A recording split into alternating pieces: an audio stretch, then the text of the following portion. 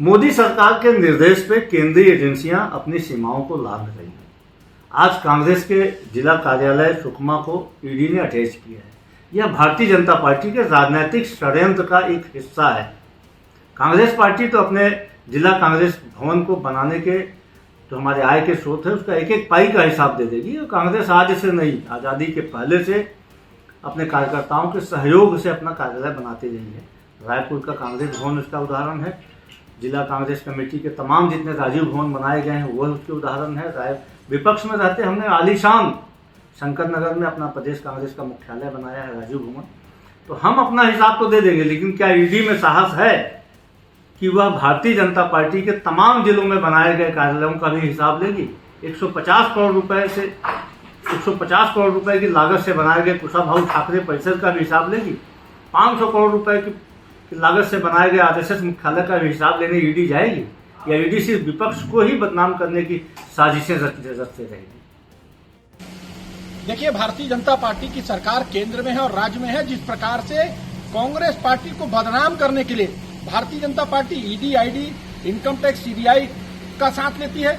आप देखिए, जितने लोग छत्तीसगढ़ में जब कांग्रेस की सरकार थी उसके बाद भारतीय जनता पार्टी को इस बात का एहसास हो गया कि छत्तीसगढ़ में भारतीय जनता पार्टी की सरकार बनने वाली नहीं।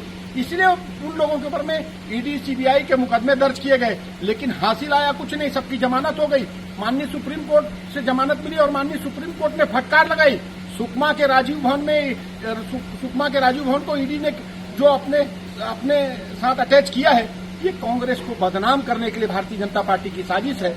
जो उनकी गलत नीति और गलत विचारधारा को मानने वाले लोग नहीं है, उनके खिलाफ ईडी, आईडी, इनकम टैक्स के मामले चलाते हैं।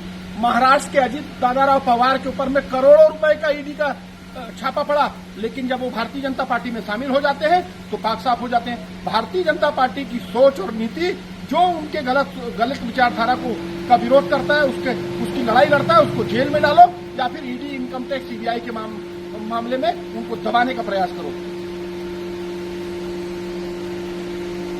पूर्व मुख्यमंत्री भूपेश बघेल जी के कांग्रेस के शासनकाल में लगातार भ्रष्टाचार होते रहे। कुछ जेल में, कुछ बेल में, किस पर कार्रवाई चल रही है। और आबकारी घोटाला, कवासी लखमा और उनके बेटे की 6 करोड़ की संपत्ति जब्त हुई और उससे ऊपर कांग्रेस पार्टी का कार्यालय सुकमा का भी अटैच हो गया। ये भारत के इतिहास में मुझे लगता है कि पहली घटना होगी जब कोई राजनीतिक पार्टी का कार्यालय अटैच कर लिया गया। आखिर वो कार्यालय भ्रष्टाचार की नींव में जो खड़ा था, कांग्रेस पार्टी का सुकमा का कार्यालय जो आबकारी की भ्रष्टाचार की नींव पे खड़ा था, आज वो अटैच हो गया। ये आखिर कैसा भ्रष्टाचार, जिस कार्यालय की नींव भी भ्रष्टाचार पे रखी और कार्यालय भी भ्रष्टाचार के पैसों से बना?